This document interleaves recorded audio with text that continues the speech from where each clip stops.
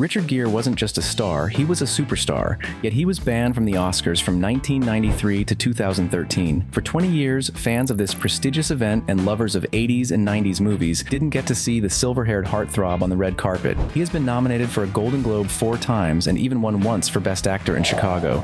Richard Gere, Chicago! That same film also earned him a SAG award, but despite his success, he has never even been nominated for an Oscar. The truth is, many talented actors have never had the honor of an Oscar nomination. But in Richard Gere's case, the reason he was never even considered is simple: the Academy banned him for 20 years. Hey there, welcome back to the channel. Today's video is packed with some awesome revelation you're going to love. Now back to Richard Gere's story. At the 1993 Academy Awards, the 65th ceremony, just a few years after Pretty Woman, Richard Gere was set to present the Oscar for Best Art Direction, which went to Luciana Arrighi and Ian Whittaker for Howard's End. During his speech, Gere ignored the script and began criticizing the Chinese government for its treatment of Tibetans. A long-time and outspoken follower of Tibetan Buddhism, Gere had been a vocal critic of China's leaders and their policies for years.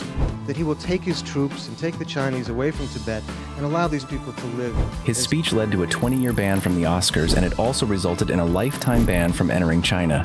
So, is this China's fault? No, it's not, and it never was. Hollywood, an American industry, chose to sideline Gere, an American actor.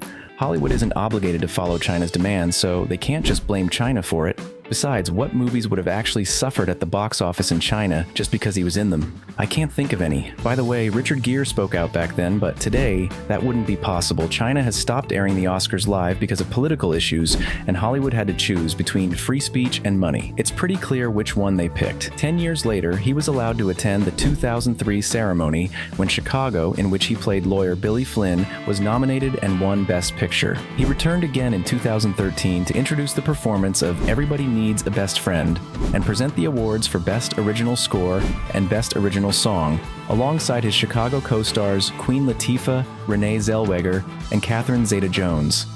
With a smile, Gere remarked, "It looks like I've been rehabilitated. Seems like if you stay away long enough, they forget they banned you." Richard Gere struggled to land roles in major Hollywood films after 1993.